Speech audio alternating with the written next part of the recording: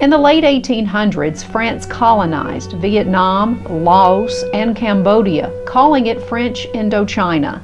The colonization ended in 1954 when the North Vietnamese Army, led by communist nationalist Ho Chi Minh, defeated France in a war that lasted 8 years. The French and North Vietnamese Army, or the Viet Minh, signed a peace treaty called the Geneva Accords. It divided Vietnam into the communist North and the anti-communist South. The agreement called for democratic elections to be held in 2 years to put Vietnam under one government, but they never happened. In 1959, Ho Chi Minh declared all-out war to put all of Vietnam under communist control. He got help from China, the Soviet Union, and the South Vietnamese people who favored communism. They were called the Vietcong. Among other things, the Vietcong built a supply route through Laos and Cambodia to support attacks against the South Vietnamese. It was called the Ho Chi Minh Trail. The United States supported the South because we feared if Ho Chi Minh won, communism would spread further and further.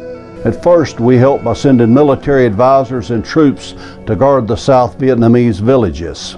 Then in August of 1964, we started sending ground or combat troops when the North Vietnamese torpedoed 2 of our Navy destroyers.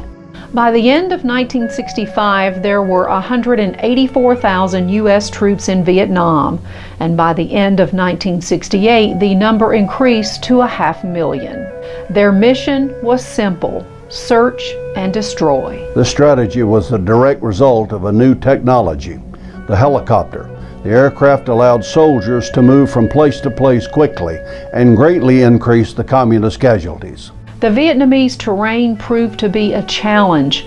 It was very hilly. Only 20% of it is flat. There were monsoons and lots of mountains. Soldiers fought in dense jungles and even rainforests. The United States sprayed chemicals to kill the foliage. It was called Agent Orange. The chemical is known to have caused health problems for soldiers and civilians. Back home, because of television, radio, and newspapers, protests took place from college campuses to Main Street America. Some were peaceful and others were not. And some men who did not support the war dodged the draft and fled to Canada.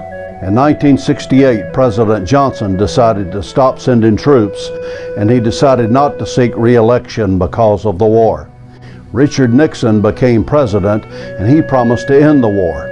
In January of 1973, President Nixon signed the Paris Peace Accords, ending the direct U.S. involvement in the war. The North Vietnamese accepted a ceasefire, and U.S. troops departed. But the North Vietnamese continued plotting to overtake the South. In April of 1975, the Communist North took over Saigon in the South. South Vietnam surrendered, and the 2 Vietnams were formally unified as the Socialist Republic of Vietnam under communist rule.